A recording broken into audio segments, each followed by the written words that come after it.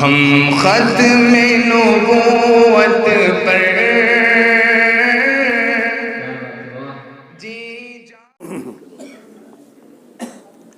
بسم اللہ الرحمن الرحیم الحمد للہ رب العالمین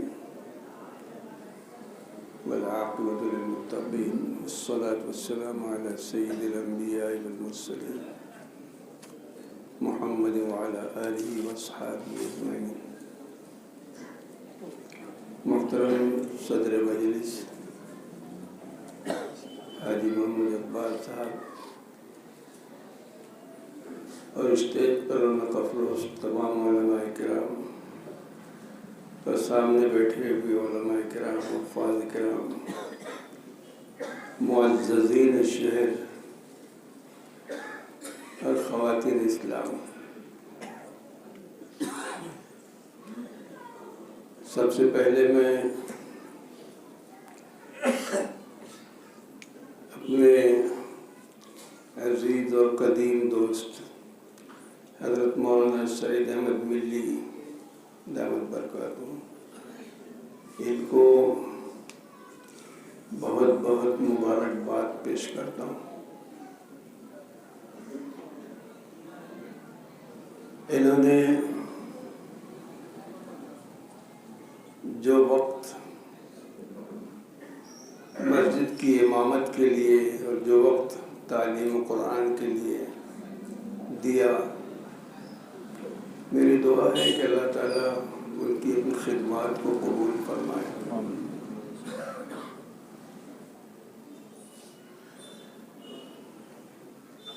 اس کے بعد میں آج کے اس تاریخی پروگرام کے منعقد کرنے والے استقبالیہ کمیٹی کے اور انتظامیہ کے لوگوں کو بہت بہت مبارکباد پیش کرتا ہوں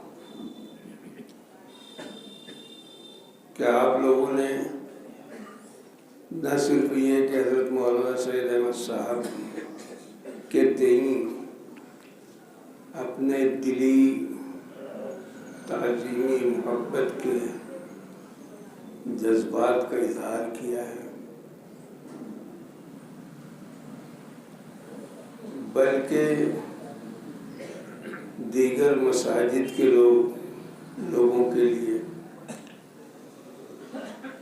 دیگر مدارس کے معلمین کے لیے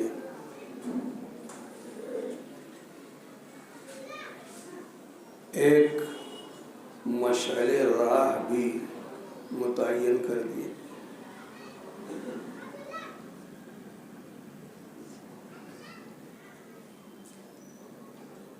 بقول مفتی حامد ظفر کہ مسجد کے محراب میں کھڑے ہو کر ہمارا امام سب سے بڑے دشمن یعنی شیطان سے جنگ کرتا رہتا ہے۔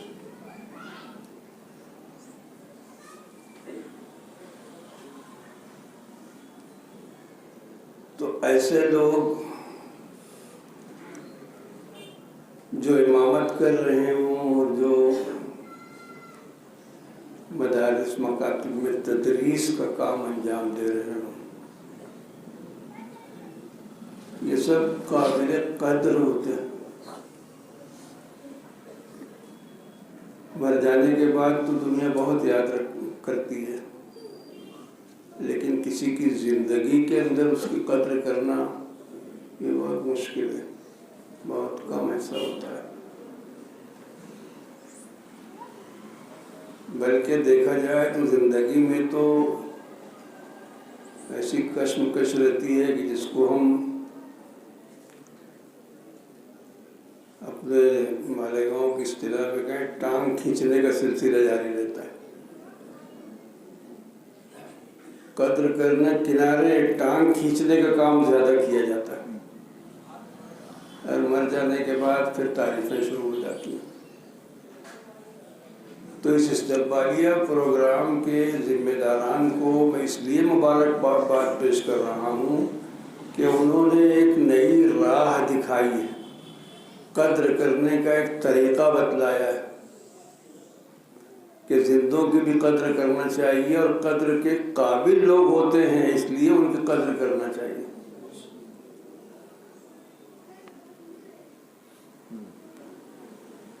محترم حاضرین، ہم لوگ ایک جملہ بہت کثرت سے سنتے ہیں جس کو لوگ حدیث کی شکل میں بھی پیش کرتے ہیں، من لم یشکر الناس لم یشکر اللہ۔ جو لوگوں کا شکریہ نہیں ادا کرتا وہ اللہ کا بھی شکریہ ادا نہیں کر سکتا۔ میں اس کے حوالے سے یہ کہنا چاہتا ہوں کہ شکر کا لفظ شکریہ کے لیے تو استعمال ہی ہوتا ہے، اشکرک شکرا جزیلا، شکر اللہ کا، ویسے الفاظ بولے جاتے ہیں، لیکن شکر کا مطلب قدردانی بھی ہوتا ہے۔ شکر کا مطلب قدردانی ہوتا ہے۔ اسی لیے اللہ تعالیٰ کے اسماء الحسنی میں ایک نام ہے شکور۔ اللہ کے ناموں میں شکور۔ کیا ہم سمجھتے ہیں کہ اللہ کسی کا شکریہ ادا کرتا ہوگا؟ نہیں، اللہ بندوں کے اعمال کا قدردان ہے، اس لیے اس کو شکور کہا جاتا ہے۔ تو شکر کے اندر قدردانی کا مفہوم یہ پایا جاتا ہے۔ اگر میں استقبالیہ کمیٹی کو مبارکباد دے رہا ہوں تو اس لیے کہ میں ان کے اس عمل کی قدر کر رہا ہوں، اور استقبالیہ کمیٹی کے لوگ اگر مولانا سعید احمد صاحب کا یہ اعزاز کر رہے ہیں اور ان کو بہتر طریقے سے رخصت کر رہے ہیں، الوداع کہہ رہے ہیں، تو یہ ان کی قدردانی کر رہے ہیں، ان کی خدمات کی قدردانی کر رہے ہیں۔ میں بھی امامت کے دور سے گزر چکا ہوں، مدرسے کی مدرسی سے بھی میرا سابقہ ہے۔ شہر کے علماء، ائمہ، مدارس کے مدرسین اور معلمین، ان لوگوں کے حالات سے آپ حضرات بھی اچھی طریقے سے واقف ہوں گے کہ جہاں کسی صاحب سے ذرا سا انبن ہوئی وہ بس ان کو نکالنے کے چکر میں پڑ جاتے ہیں اور نکال دیتے ہیں، ناقدری کر کے نکال دیتے ہیں، بالکل مزدوروں جیسا معاملہ کرتے ہیں کہ کل سے کام پہ مت آنا۔ امام صاحب بول دیتے ہیں بس آپ کا ختم، کل سے دوسرا امام آ جائے گا، لکھ کے دے دیتے ہیں، بات ختم۔ لکھ کے دینے کی بھی زحمت نہیں کرتے، زبانی ہی کہہ دیتے ہیں۔ تو میں یہ عرض کر رہا ہوں کہ ایسے ماحول میں کہ جب ٹانگ کھینچنے کا ایک معاملہ چل رہا ہو، ناقدری کرنے کا ایک معاملہ چل رہا ہو، تو اس مسجد کی استقبالیہ اور انتظامیہ کمیٹی، ان لوگوں نے بہت قابل قدر کام انجام دیا۔ یہ قدر ہے مولانا سعید احمد صاحب کی، یہ قدر ہے قرآن مجید کی، یہ قدر ہے امامت کی، یہ قدر ہے معلم قرآن کی، یہ قدر ہے اس امام کی جو محلے کے دکھ درد میں شریک رہنے والا ہو، اس کی قدر ہے۔ اللہ تعالیٰ آپ حضرات کو اس قدردانی کا بہترین بدلہ عطا فرمائے، اور دوسرے لوگوں کو بھی یہ سیکھ یہاں سے ملنا چاہیے اور یہ سمجھ ملنا چاہیے کہ ہم امامت کے تعلق سے یا معلم قرآن، معلم حدیث کے اعتبار سے لوگوں کی قدردانی کرنے والے بن جائیں۔ محترم حاضرین، باتیں بہت ساری ہو چکی ہیں، اور مولانا سعید احمد صاحب سے جو میرا تعلق رہا اس کے اظہار کا میرے اندر جذبہ تو بہت ہے، لیکن ادائیگی کی طاقت نہیں ہے۔ اتنا زیادہ ہم لوگ شیر شکر ہو کے رہے، اور ہماری یہ دوستی تقریباً 60 سال کے اوپر منحصر رہی۔ ہم لوگ بہت کم عمر تھے جب سے ہم لوگ اکٹھا رہے، اور اللہ کا شکر ہے کہ ہمارے درمیان یگانگت رہی، دوری کبھی نہیں ہوئی۔ ماد ملت کے اندر درس کے زمانے میں، تعلیم حاصل کرنے کے زمانے میں بھی ہم لوگ دوست رہے، اس کے بعد بھی رہے۔ ہم مزاج رہے، ہم آہنگ رہے ایک دوسرے کے، گویا قدردان بھی رہے۔ ابھی آپ نے سنا مولانا محمد زید ایوبی صاحب نے بتلایا 1968 میں ادارہ اصلاح المسلمین کی بنیاد رکھی گئی۔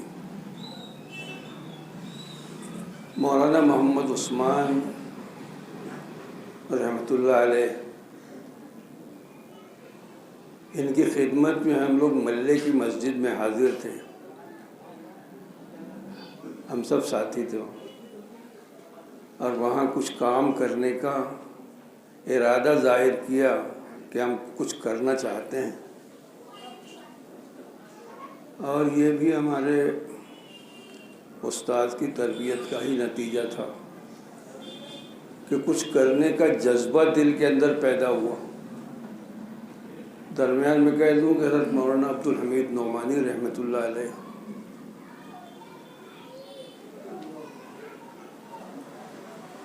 یہ کہا کرتے تھے کہ اپنے واجبات سے زیادہ کام کرنا چاہیے، جو ضروری کام آپ کے ذمے ہیں اس سے زیادہ کام کرنا چاہیے۔